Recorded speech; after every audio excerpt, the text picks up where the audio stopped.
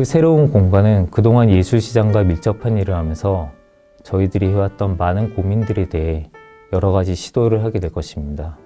그리고 그 시도들은 스튜디오의 멤버들과 뜻을 같이 한 작가들이 힘을 합쳐 상징적이거나 일시적인 것이 아닌 실제적이고 지속적인 방향을 목표로 하고 있습니다. 경희사이버대학교의 문화예술 경영학과에 들어오게 된 것은 이러한 과정 속에 제 스스로의 생각과 방향에 대한 객관화, 그리고 우리나라 문화예술 제도와 시스템에 대해 체계적인 이해가 필요했기 때문입니다. 입학 후 다양한 관점을 가지고 예술의 역할에 대해 고민하고 연구해 오신 교수님의 수업을 통해 주로 예술가의 입장에서 바라보던 시각과 예술의 사회적 역할에 대한 생각이 좀 더 확장되게 되었습니다. 또한 저와 가족의 삶의 문제에 있어 예술을 접목할 생각도 하게 되었습니다. 사실 이 부분이 저 개인적으로는 중요한데, 그동안은 예술이란 도구를 사회를 바라보거나 변화를 위한 거시적인 관점으로 사용했다면 이젠 저와 가족, 이웃, 제가 사는 동네에 적용할 수 있는 도구로서 예술을 보게 되었다는 점입니다.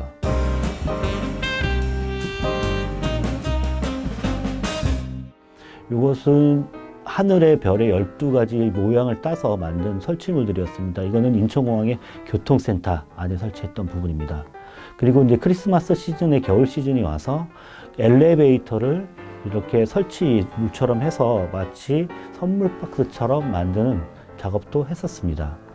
저는 원래는 어렸을 때 음악을 좋아했고 음악과 함께 일을 많이 했던 친구였습니다. 하지만 컴퓨터로 음악을 하고 싶었던 것들이 무산이 되면서 그 꿈을 약간 접어들었고, 지금도 제 취미로서 클래식 기타를 친다든가 이런 음악들을 지금 진행을 하고 있습니다. 이런 것들이 작은 씨앗이 돼서 제가 컴퓨터의 전문가로서 살았지만 나중에 전환이 되면서 이 문화예술 쪽에 일을 하게 되는 조그만 이 모티브가 되었고요. 그걸로 꾸준히 이거에서 재미를 느끼고 꾸준히 일을 하다 보니 지금 20년 차의 문화예술 경영 전문가로서의 삶을 지금 꾸준히 걸어가고 있는 것 같습니다.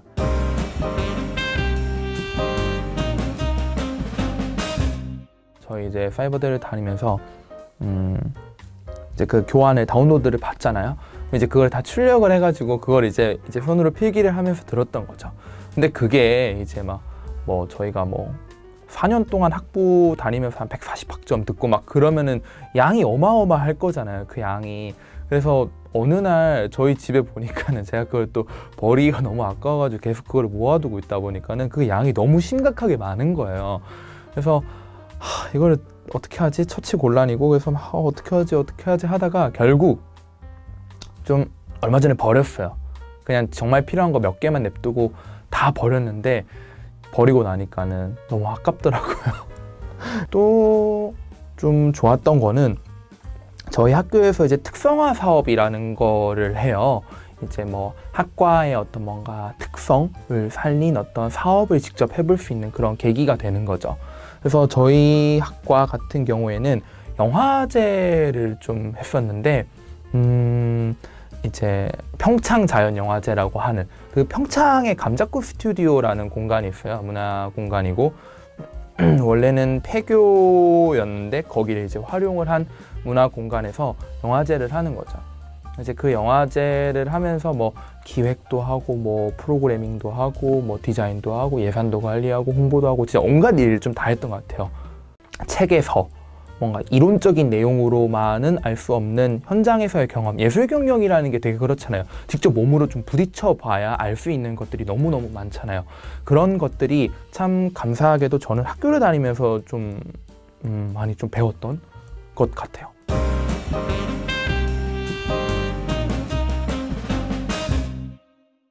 이 문화예술 경영 전공과 같이 공부하고 있는 학문이 뭐냐면은 정보 기록학이라고 해서, 그 최근에 TV 같은 데 보면은 뭐 K 아카이브라고 하든지 이렇게 아카이브 얘기 많이 들어보셨을 거예요. 그래서 아카이브가 제 전공이고, 저는 도시재생, 공간 아카이브, 그러니까 커뮤니티 아카이브 관련된 연구를 진행을 하고 있습니다. 그래서 이러한 연구와 연계를 해서 이렇게 문화예술 경영 부분과 이렇게 같이 접목을 시킬 부분이 있지 않을까라고 해서 사이버대에 들어오게 되었습니다. 예술 기획하는 부분이 아카이빙 분야에서도 굉장히 중요하겠다라는 생각을 하게 돼서 문화예술 경영 전공을 좀 하게 됐고요. 이제 의도치는 않았는데 문화예술 경영 전공 과정에 다른 학교랑 다르게 약간 지역 문화 정책론이라든지 지역 정책, 문화 정책, 기획 이런 부분에 대한 커리큘럼이 좀 자세히 나와 있어요. 그래서 그런 부분들이 많이 이제 아카이빙 하는 연구자 입장에서는 도움이 많이 되는 과목들이기도 하고 해서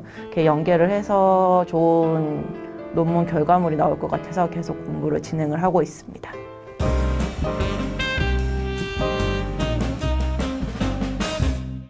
그런데 학교에 문화예술 교육사 과정이 있었던 거예요. 그래서 수업을 들으며 내가 나에게 원하는 모습은 음악과 사람을 이어주는 다리 역할을 하는 건데 이런 자격증이 있구나 하는 생각과 함께 모든 예술이 다 그렇지만 음악 분야 또한 자신의 음악성을 발전시키기 위해서는 반복해서 기량을 연마하는 과정을 반드시 뛰어넘어야 하잖아요. 그것으로 가는 즐거운 다리 역할 또한 할 수 있겠다라는 생각을 하게 되었습니다. 처음엔 이론 중심이라 너무 어렵고 나한테 너무 벅차고 과연 이게 내 삶이랑 무슨 상관이 있을까? 이런 생각을 하기도 했는데 점점 수업을 들으면 들을수록 내 지역을 바라보는 눈, 문화 정책, 예술과 사회의 의미, 그리고 그들의 관련성, 이런 여러 가지들이 눈에 들어왔으며 스터디도 함께 병행하다 보니 더 재미있게 학업에 임했던 것 같아요.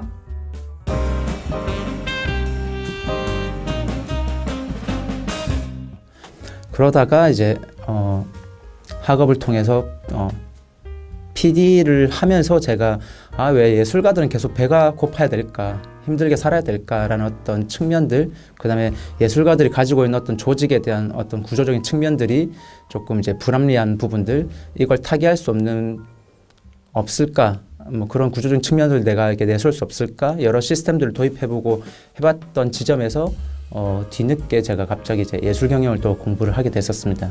그러면서 이제 제가 예술 경영을 또 현장에서 이렇게 좀 접목시키기도 하고, 그러면서 좀 더 나아갈 수 있는 방향들을 고민했던 그런 시간들을 좀 가졌었고요. 공연 예술과 영상 예술 조금 모두가 다 아우를 수 있는 어떤 예술은 결국엔 하나라는 생각을 하기 때문에 단점으로 좀 보여질 수도 있겠지만 그래도 다양한 경험들이 저의 어쨌든 원동력이 되어서 향후에도 계속 예술을 지속할 수 있는 그런 이제 아티스트로서 갈 수 있는 길이었다라고 저는 개인적으로 좀 생각을 하고 있습니다.